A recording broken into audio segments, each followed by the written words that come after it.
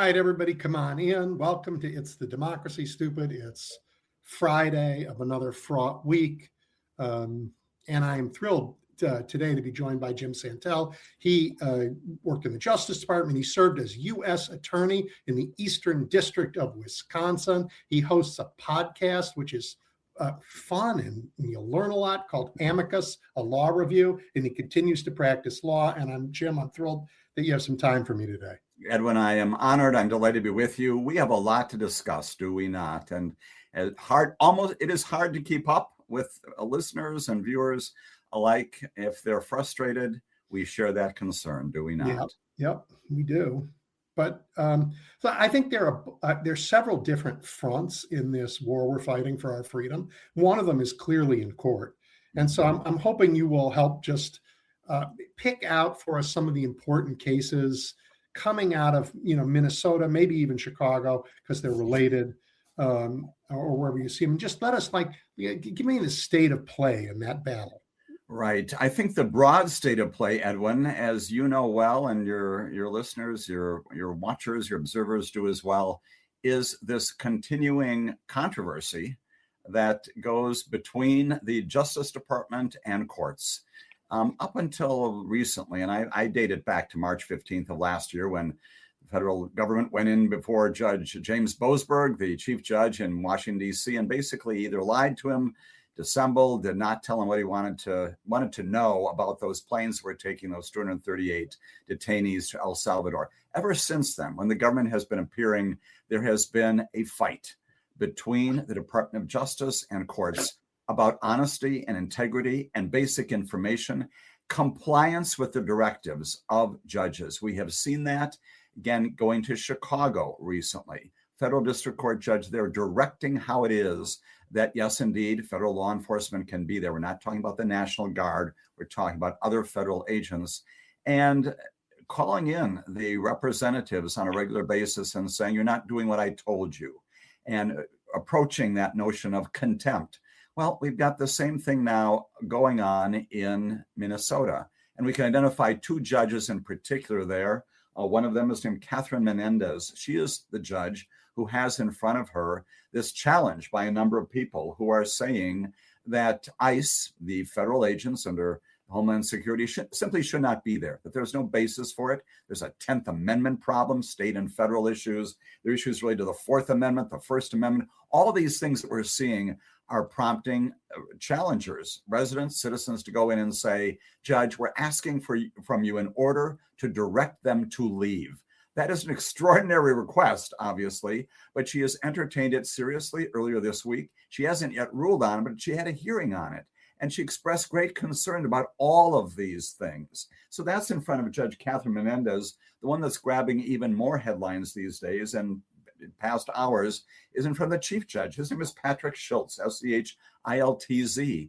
And he was the one who, until just hours or so ago, was commanding for the same reason that the acting director of ICE appear in front of him today, this afternoon, to explain with respect to a particular detainee how they're handling him, and throwing out the prospect that he may find the acting director in contempt for not doing what has been said. Now, he backed off of that.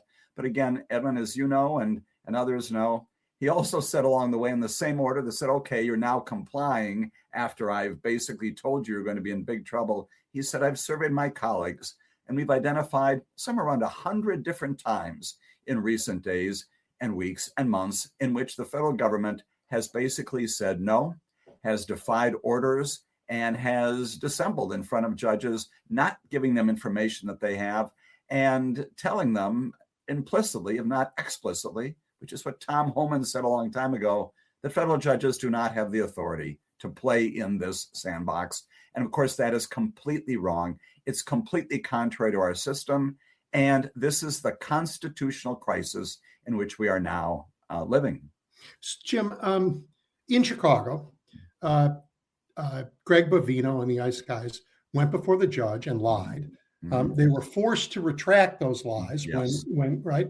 But the things that they claim that they were forced to retract that we know are lies were cited as fact by John Sauer, when he Yes. went to the United States Supreme Court.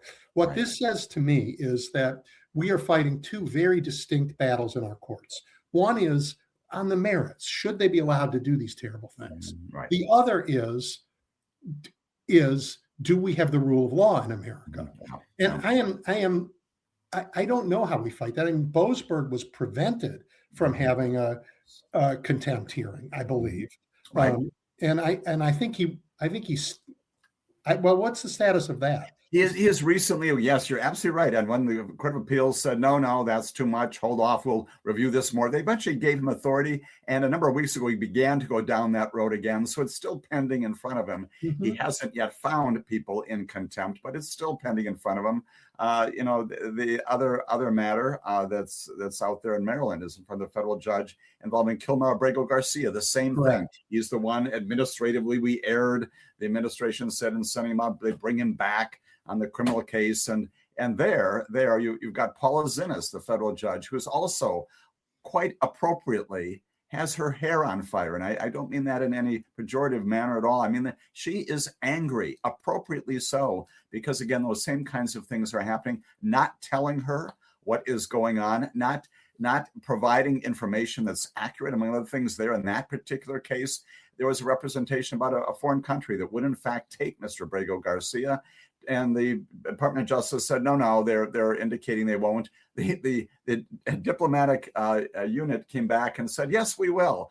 These things are legion. We could go on, Edwin, you and I, for an awful lot of time about all of these cases where, again, questions are asked. And rather than saying, gee, Judge, I don't know, but I will find out and I'll remedy what wrong has been taken place, instead we lie, and we apparently do it. And it's the point you're making, Edwin, at the encouragement of this Department of Justice. We know about a guy named Emile Beauvais, who's now on the Third Circuit Court of Appeals, who, according to at least a couple of very reliable, I don't call them whistleblowers, I call them people who are reporting on what our government is doing appropriately, looked at them, and I won't use the language, and said, if a judge tells you to do something, you can tell him no. And that's a very cleaned up version of what he told litigators in the Department of Justice. And yet the Senate confirmed him. The Senate confirmed him. This problem is deep. And today in The Hill, which is a news outlet for people who pay a lot of attention to what's going on in D.C., they published a letter by a sympathizer with Trump calling on Trump to push for a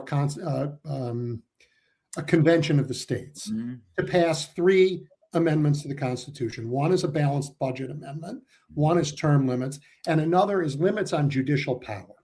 And he cites as reason for the limits on judicial power, he says that we know there's judicial overreach because there are over 250 active cases challenging Trump's act as president. What's wrong with that logic? Right.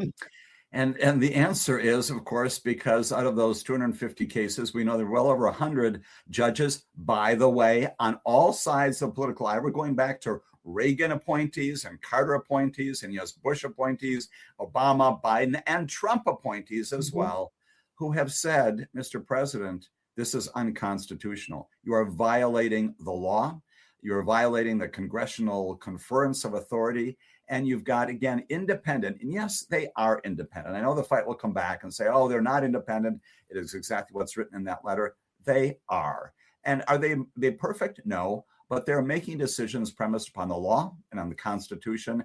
And the answer is, if you repeatedly violate the Constitution, yes, indeed, Americans are going to respond and say, we need to have you stop doing that. So if you do it 200 times, you're going to get 200 lawsuits. It's not that federal judges are waking up in the morning and saying, how can I oppose Donald Trump? Let me see if there's somebody who can bring something into my courtroom. That's not how it works. Yeah, they didn't bring these suits. They didn't bring these lawsuits. Aggrieved Americans brought these suits. Exactly. And as to your very good point, Edwin, about the Supreme Court, what happens then when there are misrepresentations about the record below presented to an appeals court, to the highest court in the land? There was this amazing reporting by the New York Times about how on one particular day, a car accident and some responses to it by law enforcement there completely misrepresented in terms of time, place, what happened, and presented to the Supreme Court as a principal piece of this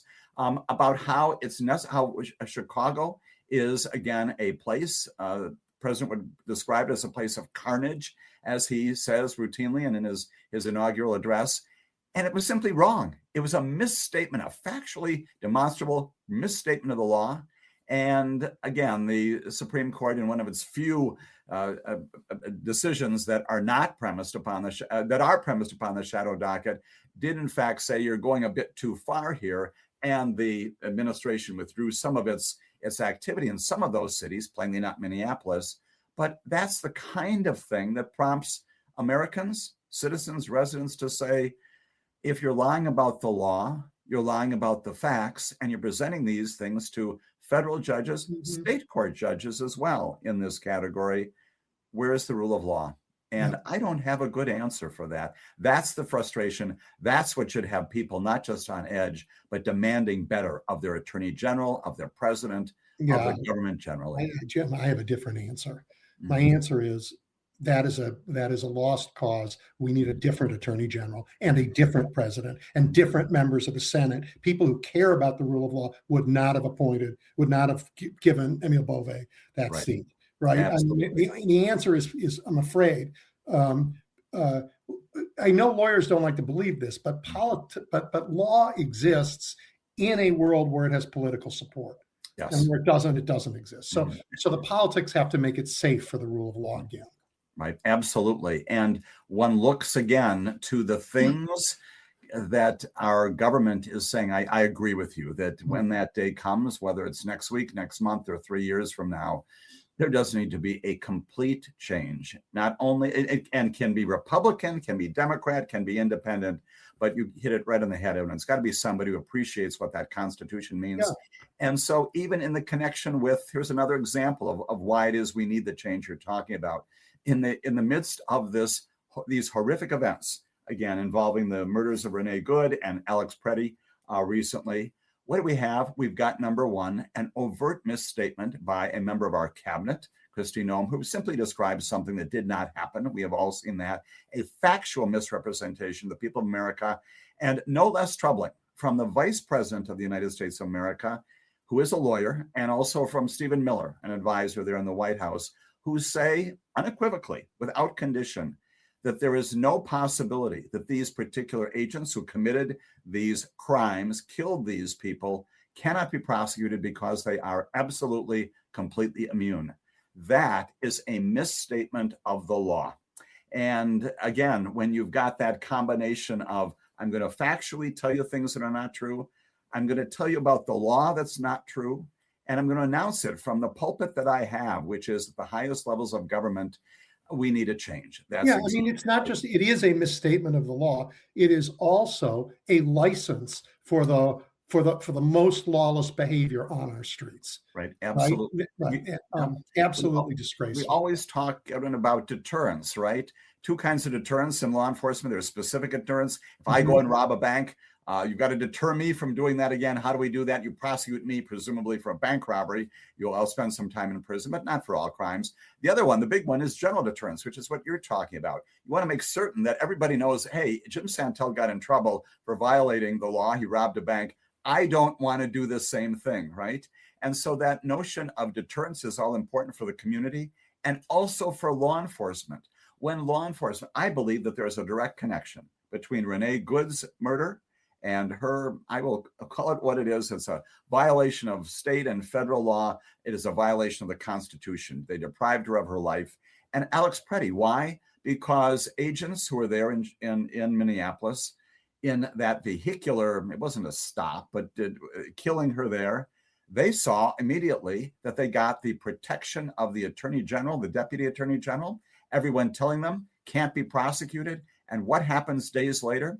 We've got more of this. Again, this is Border Patrol with respect to Alex Preddy, but agents there saying, you know what? I can fire 9 bullets into this human being, this in the back of this man, helping somebody and else. Nothing will happen to me. You think there's not a connection between Jim, I think the connection goes back to the pardoning of everybody for January 6th. Right. I think the president says, if you do it for me, There is no, and the Supreme Court said, you're immune from prosecution. And he said, oh, and I can use the pardon power to extend that immunity to everybody else who fights for me. That is the end of the rule of law.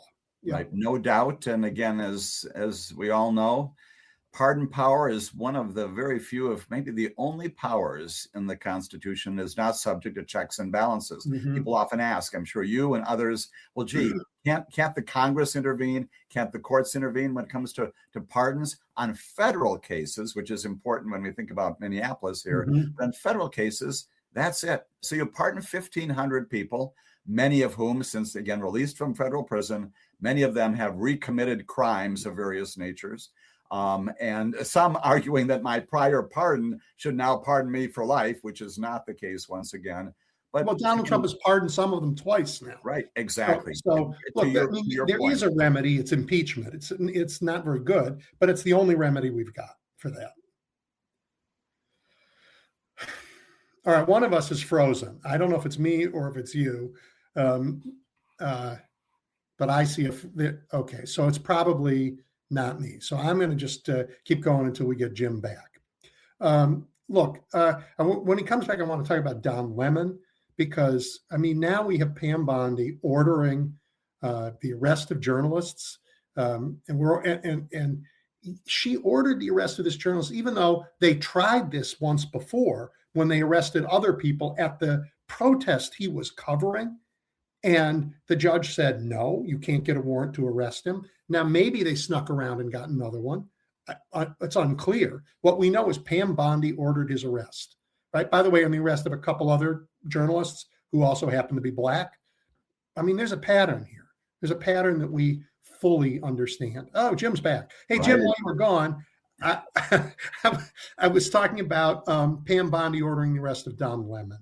Right. You know, And this, again, is another very, very curious thing. We need to know more about this. It's still breaking. This just happened. But we know, again, the same judge, Patrick Schultz, he was involved in a back and forth. He wrote an amazing letter to the appeals court saying that the United States Department of Justice is seeking to hold him in contempt for not overturning the magistrate judge who refused to issue all these arrest warrants.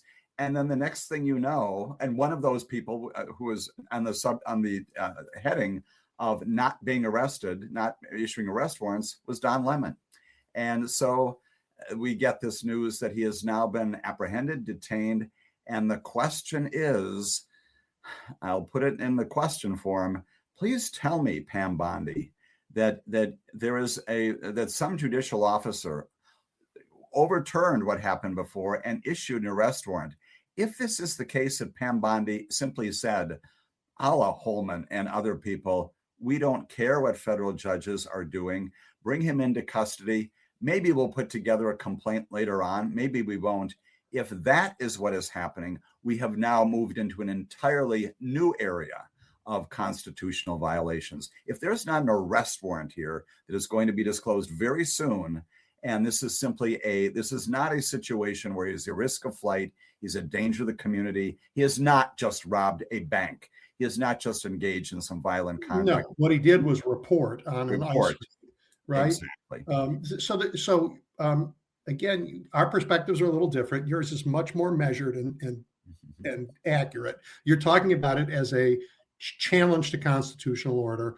I read it as the absolute moves of a tin pot fascist dictator. This is what happens. You're a journalist. You've covered something you don't want. We're going to arrest you. Right. So it's happens in Moscow, happens in Saudi Arabia, it happens in China, and it shouldn't happen here.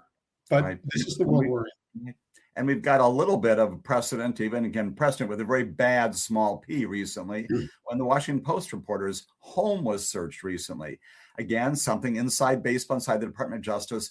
Yep. In order, again, under the old system, I don't know what the rules are now because I don't recognize this Department of Justice, but it would be extraordinary to seek a search warrant of a reporter. You have to get a huge amount of authorization at Maine Justice. U.S. Attorney can't even authorize that. This happened. They maintain she is not a target, which is also significant because, again, there's also a law that basically says unless you are a target, you won't do this. All sorts of problems there. again, sending the message to reporters. She hasn't been arrested, but all of her notes, all of her electronic pieces have been seized. And there too, sending the message you just articulated, Edwin, that if you're a journalist, we can do whatever we want. Yeah, or if you're a whistleblower, the journalist right. can't protect you. Exactly. And there's nothing you can do, right? That's exactly right. We also had this week this bizarre raid in Georgia in order to collect evidence that they were going to get anyway in a civil case, but they decided that they were to rush and take all of the ballots and the related materials from the election because Donald Trump needs his 1,200 or 2,000 votes, whatever it was he asked for back then. And I wonder about that. I'm thinking it's crazy on the surface. It doesn't make any sense. The U.S. attorney who was supposed to be in Georgia disappeared. Everything about this is strange. And Tulsi Gabbard, like what does this have to do with international espionage unless she's there to prove that the Italians somehow used space lasers to mess with the election? What she's doing there, and the government, when asked, is like, I don't know, she just happened to be there. None of it makes any sense. It again, just like the Don Lemon arrest, different circumstances, different events. So many questions that need to be articulated for the benefit of the American population. There, again, looking at it through the analysis of, I think about whether it's a civil case or a criminal prosecutable case. And again, you've got a search warrant, which means that a federal magistrate, presumably in Georgia, hasn't been unsealed yet, found probable cause to believe that in those things that are seized, there is evidence of a crime. That's the basis to get a search warrant, as we're just saying in connection with the Washington Post reporter. So I look at this, and again, I scratch my head. I want to know 5 different things already about this, not the least of which is what is Tulsi Gabbard doing there. But as a legal matter, these are records from 5 years ago, 2020 election. The state authorities have said they've been retained safely and securely. They're very concerned about chain of custody here, which is always the issue. They should be, right? What's going to happen now? They've been seized and taken away. They've been taken away by the federal government. And most of these should be 5 years old. So most federal statutes, criminal statutes, have a 5-year statute of limitations on them.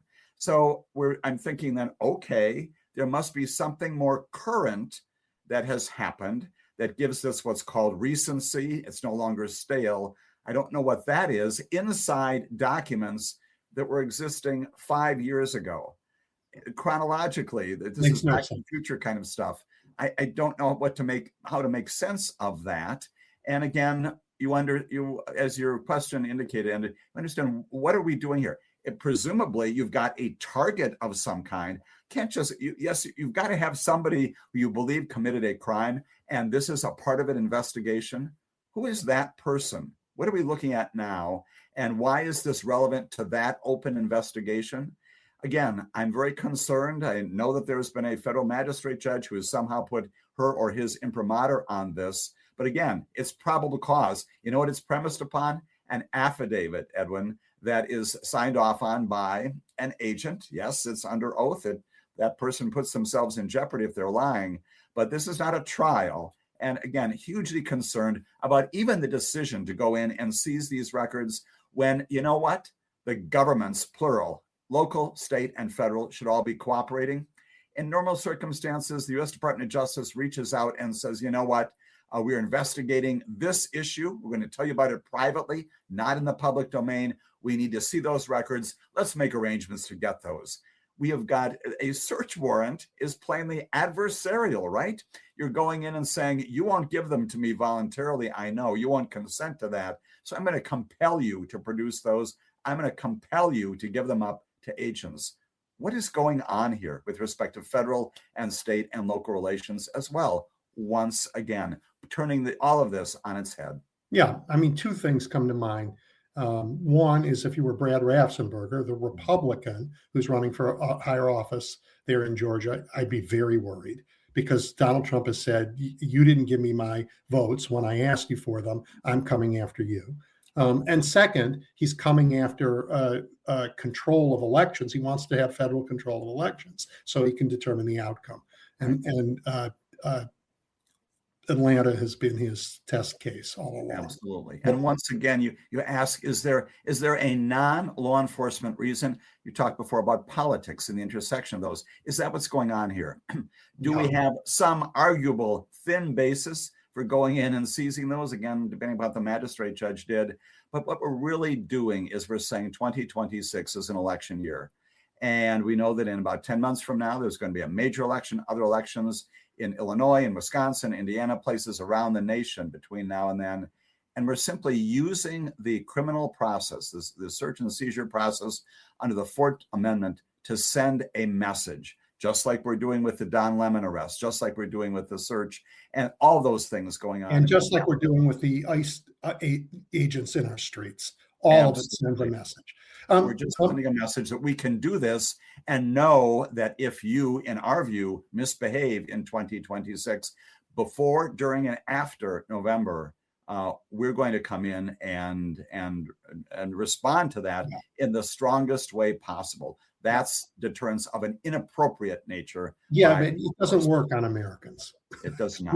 We do not like to be pushed around this way. Hey, speaking of pushing us around, the president signed this thing, National Security Presidential Memorandum, which is full of a new way of describing domestic terrorists as groups that they don't like. And I worry a little bit about the rhetoric that describes everyone that disagrees with every protester in Minneapolis as a domestic terrorist, as Christine Ohm did the moment her troops murdered somebody. They were suddenly domestic terrorists. I'm worried that they are setting up a predicate, false, full of lies, but nonetheless to declare a national security emergency and send in even more lethal troops. Is that even remote? I mean, that's my view, but I can't. Is there even a tether to the law in that? Right. I think it's right to be concerned, disturbed, disrupted by that. And here again, we see the same pattern. How many times has the president in the past, now coming up on 13 months, issued orders in which he simply declares things, right? Mm-hmm. Far beyond law enforcement, even the tariffs under the statute that he's invoked. He simply declares these situations that there are threats to our government. Venezuela, he declares that we are effectively at war, that all the things that are coming out of Venezuela, in Venezuela, are a threat to us. And this is another one of them. Edwin, I think your concern is well-founded. Mm-hmm. We've got a president who's simply saying, this is the way the world is. I have made this finding. I have declared it. And for that reason, I can then act on it. And regrettably, for many Americans, when any president speaks, the answer is, oh, that's the law. That is the way it is. He must be right if he has simply declared it. Again, presidents on all sides of the political aisle have done this in the past, and things have been challenged, right? Because facts are not there. But I think you're right. If this is a predicate, he's looking at Minneapolis and now can point to a prosecution of a protester exercising their First Amendment rights on the sidewalks, again, recording the things that are going on, all these things that are protected by the First Amendment. And you simply say, but wait a minute, I have just entered, as of January of 2026, a presidential proclamation. And I have said this kind of activity is contrary to our safety and security. Therefore, I can act. It's truly bootstrapping of the highest level. And I think it is a predicate for what is to come next. Sure. And you've got people around him who are saying, just continue to issue executive orders, continue to make these statements. And then when we go into court, Pam Bondi down the street at 9th and Constitution will be able to go in and say, Your Honor, here is the declaration by the judge. Judges now are much more attuned to this and are saying, well, just because the president declares it doesn't mean it is the fact, but it provides the predicate for defending the actions of a government that are illegal by our attorney general and by U.S. attorneys now around the country. Well, okay, we are out of time, and this was fabulous, and I want to thank you. I also want to end by saying, look, you're in Wisconsin. Wisconsin was the most gerrymandered state in the country. And because of a Supreme Court election that reestablished the rule of law in that state, that gerrymander was broken and the state is functioning better. So if people want to fight back, we have tools, and you're living in a state that proves it. Absolutely. So I'm deeply grateful for your time and your expertise, and let's do this again. I'm so honored. I'm so pleased to be a part of this discussion. I look forward to our next discussion, Edwin. What an absolute professional honor this has been. Thank you, Jim.